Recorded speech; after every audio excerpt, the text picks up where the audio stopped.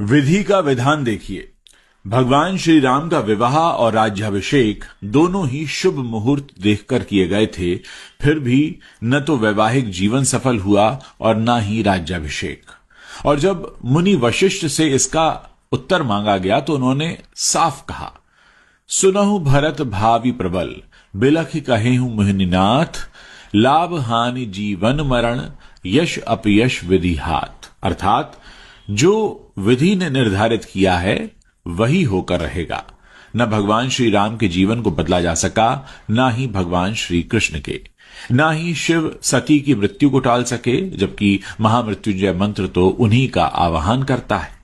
न गुरु अर्जुन देव जी और न ही गुरु तेग बहादुर साहब जी और दशमेश पिता गुरु गोविंद सिंह जी अपने साथ होने वाले विधि के विधान को टाल सके, जबकि ये सभी समर्थ थे। रामकृष्ण परमहंस भी अपने कैंसर को टाल नहीं सके। न रावण अपने जीवन को बदल पाया, न ही कंस, जबकि दोनों के पास समस्त शक्तियां पहले से ही विद्यमान थीं।